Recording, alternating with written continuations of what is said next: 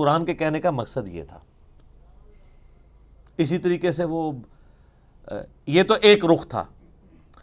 دوسرا رخ وہ سورہ لقمان میں جو بارش کے حوالے سے آیا، اور وہ بھی لوگوں نے اب غلط سمجھ لیا اس حوالے سے کہ وہ کہتے ہیں جی وہ تو سائنٹسٹ تو ہمیں پہلے ہی بتا دیتے ہیں بارش کب ہوگی. سر سائنٹسٹ کبھی بھی نہیں بتا سکتے، جب ہونے والی ہوتی ہے اس وقت بتا سکتے ہیں. آج کوئی سائنٹسٹ یہ بتا سکتا ہے کہ آج ہے 24 نومبر 2019، تو 24 نومبر 2020 کو بارش ہوگی یا نہیں؟ کیوں جی؟ کوئی نہیں بتا سکتا. البتہ یہ ضرور ہے کہ اگر ہواؤں کا سلسلہ، بارش کا سلسلہ شمال سے چل پڑا ہے اور وہ 3 یا 4 دن کے بعد ہمارے ملک میں داخل ہونا ہے، جیسا کہ مونسون کا موسم آتا ہے، تو اس میں تو کوئی پریڈکٹ کر سکتا ہے کہ ہاں جی اس رفتار سے ہوائیں چل رہی ہیں، الٹیمیٹلی پہنچ جائیں گی. تو اس میں تو کوئی علم غیب والی بات ہی نہیں، یہ تو فزیکل نالج ہے. جو فزیکل نالج ہے وہ علم الغیب نہیں ہے. علم غیب کی ڈیفینیشن ہے جو نالج فزیکل نہ ہو. مثلا فرشتے آپ ڈیٹیکٹ نہیں کر سکتے الٹرا ساؤنڈ کے ذریعے، کسی چیز کے ذریعے بھی. البتہ پانی زمین میں کس گہرائی کے اندر ہے اس کو آپ سائنٹیفکلی جج کر سکتے ہیں، اور وہ فزیکل نالج ہوتا ہے. کیوں؟ جو آپ انسٹرومنٹ زمین میں گڑھا کھود کے داخل کرتے ہیں، اس سے ویوز نکلتی ہیں، وہ ریباؤنڈ ہو کے واپس آتی ہیں، اس سے آپ کو پتہ چلتا ہے کہ اتنی دور فاصلے کے اوپر پانی موجود ہے. تو یہ فزیکل نالج ہے نا. ہاں اگر کوئی شخص کھڑا کھڑا کسی جگہ یوں ہاتھ رکھے یا ہاتھ رکھے بغیر کہہ دے کہ جی یہاں پہ پانی اتنی گہرائی میں ہے، تو یہ علم الغیب سے تعلق رکھے گا. تو یہ ایسا تو کوئی بھی نہیں کرتا. ویسے تو آپ میدانی علاقوں میں کہیں بھی انگلی رکھ کے کہہ دیں کہ جناب 20 فٹ پہ پانی ہے تو واٹر ٹیبل 20 فٹ پہ ہے نا. اسلام آباد یا کوئٹہ میں کوئی 20 فٹ کے اوپر پانی نکال کے بتائے تو پھر مانیں گے اس کے پاس کوئی کشف یا کوئی علم الغیب والا معاملہ ہے. جہاں پہ پانی جو ہے وہ اس کا واٹر ٹیبل نیچے ہی جاتا جا رہا ہے.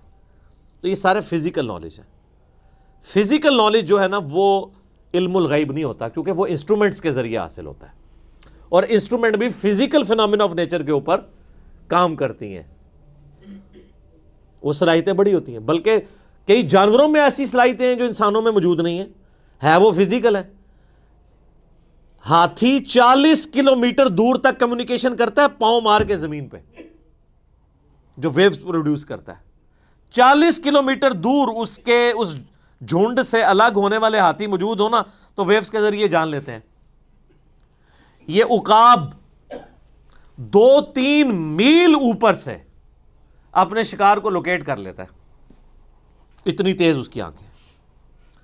کتے کی سونگھنے کی صلاحیت انسان سے بہت زیادہ ہے. وہ ایسی چیزیں بھی سونگھ سکتا ہے جو انسان نہیں سونگھ سکتا. اس لیے آپ کو پتا نا، یہ جب ہیروئن کی سمگلنگ کے لیے یا اس طرح کی وہ معاملات کو پکڑنے کے لیے ایئرپورٹس وغیرہ کے اوپر کتے، ٹرینڈ کتے، ایک وہ ٹرینڈ کتے ہیں جو چوری پکڑنے والے ہیں، وہ 2 نمبر ٹرینڈ کتے ہیں، وہ لوگوں میں لڑائیاں کروانے کے لیے. جو اوریجنل ٹرینڈ کتے ہیں نا وہ واقعی چیزوں کو پکڑ لیتے ہیں. کئی مشینیں نہیں پکڑ سکتی جو وہ پکڑ لیتے ہیں. تو یہ فزیکل نالج سے تعلق رکھتی ہیں، یہ علم الغیب سے چیزیں تعلق نہیں رکھتی. لہٰذا ہمارے پرانے بزرگوں نے اگر کہیں کوئی ترجمے کیے، کہیں تفسیریں غلط کر دی ہیں تو وہ قرآن کے کھاتے میں نہیں ڈلیں گی.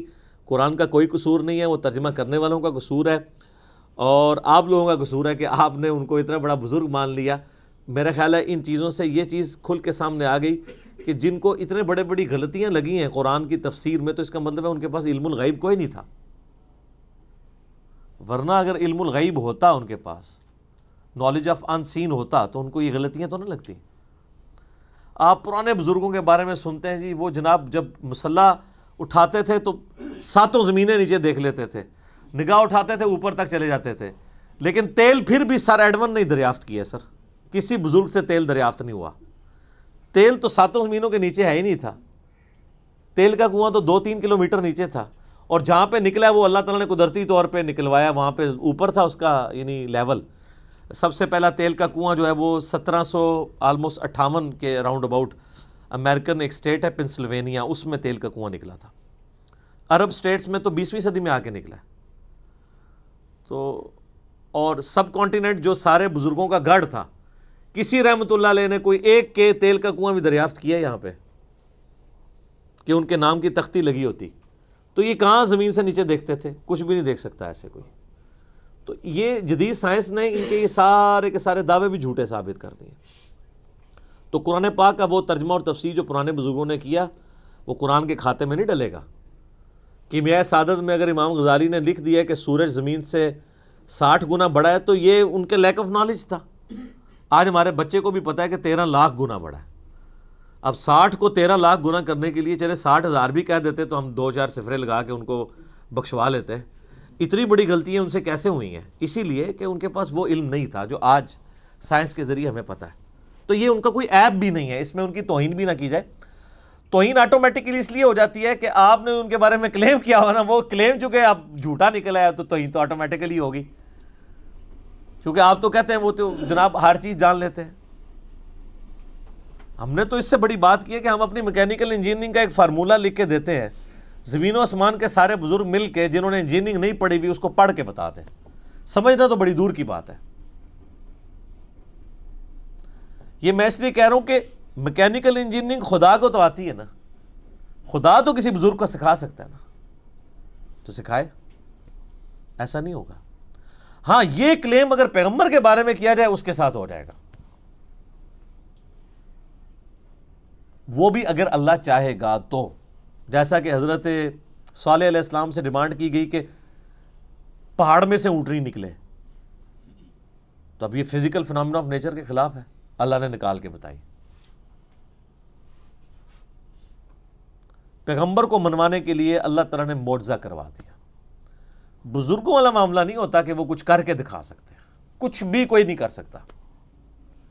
اسی لیے میں آپ کو کہتا ہوں کہ آپ لوگ بیمار ہوتے ہیں تو آپ کو مزاروں پہ لے کے جاتے ہیں، اور مزاروں والے جب بزرگ بیمار ہوتے ہیں ان کو آغا خان اور شفا انٹرنیشنل لے کے جاتے ہیں. میں نے آج تک نہیں کوئی دیکھا کہ کوئی بڑا پیر بزرگ بیمار ہوا ہو اور وہ پاکستان کے مہنگے ترین ہاسپٹل میں علاج نہ کروا رہا ہو. تو یہ کس کو دھوکہ دے رہے ہیں؟ ان کو بھی اٹھا کے مزاروں پہ لے جایا کریں نا. کتنے بڑے بڑے، اب میں نام نہیں لیتا، بالکل پرسنل بات ہو جائے گی. ان کے یقین کریں ان کے پیشاب بند ہوئے ہیں تو ان کو آغا خان سے انہوں نے کروایا، اور پوری دنیا کو تعویذ لکھ کے دے رہے ہیں. وہ لوگ لاکھوں مرید ہیں ان کے، ایک تعویذ خود لکھ کے اپنا پیشاب کھول کے بتا دیتے نا. کوئی کچھ نہیں کر سکتا. تو اس طرح کی جو چیزیں جڑی ہوئی ہیں فزیکل نالج کے ساتھ، اس میں اگر کہیں پہ کسی نے غلطی کھائی ہے تو اس کو آپ قرآن کے کھاتے میں نہیں ڈالیں گے، بلکہ آپ ڈالیں گے بابوں کے کھاتوں میں.